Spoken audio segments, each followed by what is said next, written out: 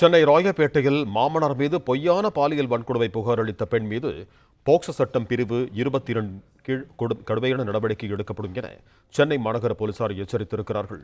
இது தொடர்பான கூடுதல் விவரங்களோடு இணைகிறார் எமது செய்தியாளர் சரவணன். வணக்கம் சரவணன், உங்களிடம் இருக்கும் தகவல்களை சொல்லுங்க.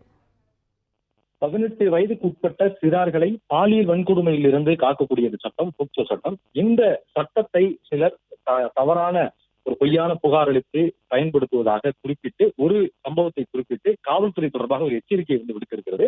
ராயப்பேட்டையில தனது மாமனார் மீது அந்த தனது குழந்தையை மாமனார் பாலியல் வன்கொடுமை செய்ததாக ஒரு பெண் புகார் அளித்திருக்கிறார். ஆனால் இந்த விசாரணையில அந்த பெண்ணினுடைய கணவர் வேலைக்கு செல்லாமல் வீட்டில் இருந்ததுனால அவருடைய தந்தை அவருடைய அந்த பெண்ணினுடைய கணவரை கண்டித்ததாகவும், இதன் காரணமாக இருவருமே சேர்ந்து, கணவன் மனைவி இருவருமே சேர்ந்து இது போன்ற ஒரு பொய்யான புகாரை கொடுப்பதற்கு திட்டமிட்டு அவ்வாறு தனது குழந்தையை மையப்படுத்தி அந்த புகாரை கொடுத்திருக்கிறார்கள் என்பது விசாரணையில தெரிய வந்திருக்கிறது. அதற்கு பிறகு நீதிமன்றத்தை தொடர்பான அறிக்கையை கொடுத்து நீதிமன்றம் அந்த புகார் கொடுத்தவர் மீது நடவடிக்கை எடுக்க உத்தரவிட்டதாகவும், அதன் அடிப்படையில் நடவடிக்கை எடுக்கப்பட்டிருப்பதாகவும் போலீசார் தெரிவித்திருக்கிறார்கள்.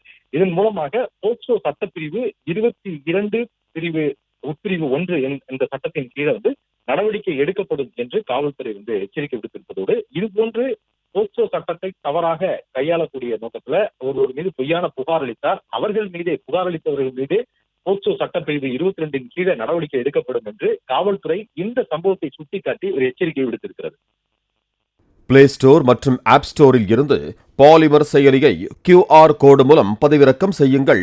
செய்திகளை உடனுக்குடன் பெறுங்கள்.